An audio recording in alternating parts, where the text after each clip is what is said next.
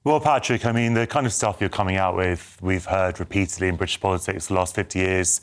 It wouldn't have been out of place in a Margaret Thatcher speech about we want the workers and not the shirkers and all this stuff. And it's as false now as it was then. It's an attempt to divide people against each other. Do you dispute the figures that 16,500 high net worth individuals are going to leave this year, the highest ever on record? Do you dispute Well, I'm that? more interested in the fact that under Labour's proposed benefit cuts, there'd be an extra 150,000 put into poverty. And that is why so many Labour MPs were outraged, because Labour is not a party that should be impoverishing people. That's always been the Conservatives' job. So Labour is just a party that bankrupts the middle class, then, isn't it? These are zero-sum configurations that you're speaking about. There is no rule that says if you help people who are disabled, a lot of whom are working, by the way, you bankrupt anyone else. That's not how. It's not a credit card. It's an economy with its own central bank. It's not a household. But they're not all disabled, though, are they? Yeah, well, this is the problem, isn't Most it? of them are. Patrick listed a litany of things there where people could claim absolutely ridiculous things. And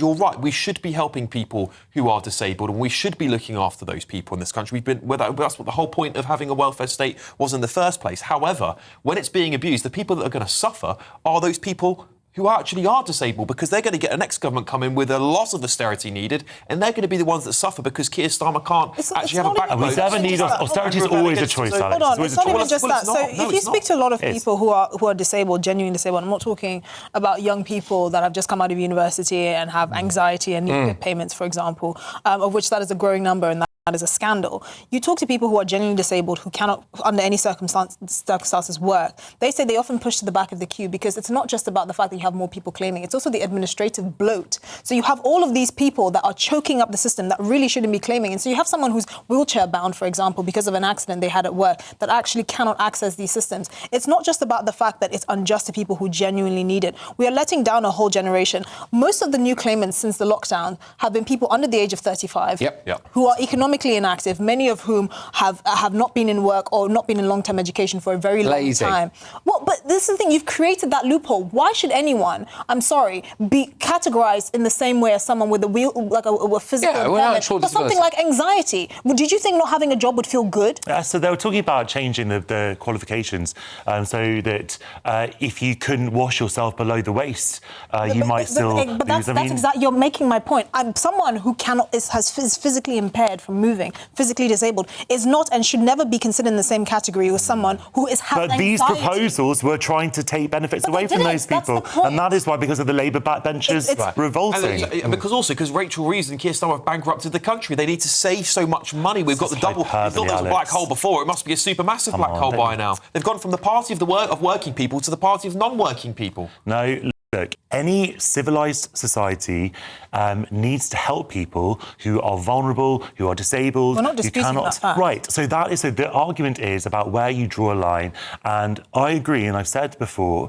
that there obviously is a problem with worklessness in this country, and I don't think that we should automatically not look at the welfare bill. I think that there are ways of looking at it. This is not the right way, and so this is it was not a moral way of going about it, and it wasn't a politically astute way of going about it. The fact is, we have a Prime Minister who almost exactly a year ago won a stonking majority. And what did he run that campaign on? Change. Change, change, change. And actually, as it turns out, there's a load of hard left MPs sitting behind him who won't let him change, and he hasn't got the bottle to do it. He hasn't got the bottle to do it. If you took an X-ray of Sir Keir Starmer now, there wouldn't be a spine. He absolutely would not be so. Where's his ideology? Where's his vision? Welfare reforms. We all know we need welfare reforms. Every single Tom, Dick and Harry out there knows that we're paying too much in welfare for people. But people like Patrick, when they were talking about when they talked about welfare for pensioners, you literally sort of went on fundraisers to stop it. Yes, because you believe in welfare for some people, but not other people. Yeah, for people who can't go out and still get another job. But this is we're talking about people who are disabled who need benefits. I know what I'm talking about is the people who are absolutely taking the mick and rinsing this country dry. And there are some very rich pensioners who are taking the benefit that went to fuel campaigns as well. For sure. But what we care about here, and Patrick said it again, is that we agree with you. We want people who really need welfare to get welfare, but there are so many now, thousands, probably even close to 1 million people that don't need it at all, that can work and can actually contribute to the economy and pay for people that are out of work. My grandmother had MS and she couldn't move. She needed payments, and unfortunately she lost payments due to the government having to cut back on the problem is now excessive spending in this country because of useless rubbish. The problem is now, and this is going to be a problem for Keir Starmer, and we'll probably return to this because I imagine it'll be all over the front pages later on, but the problem for him now is that every single one of his MPs knows that if they just press him hard enough, he'll U-turn on it. Exactly. He'll withdraw whatever it is, and that is a fundamental position of weakness for a bloke who's been in power with a stonky majority for less than a year. I would approach it from the different perspective, which is the whole purpose of having a party system, a parliamentary system, is that your backbenchers can help improve legislation. If they think that you're on a bad approach, they can steer the agenda. They can. But why would you want to be correct. led by a man who keeps taking bad approaches? But that's a separate issue. Well, but I'm not unhappy about a Labour Party actually acting for working people and people who need help. But they're not working, are they? People who need help. They're not working. Well, a lot of them are working. A lot of disabled people actually do work, and they still get PIP. All right. Okay. Yeah. Which is another problem. Anyway, whatever. Right. Okay.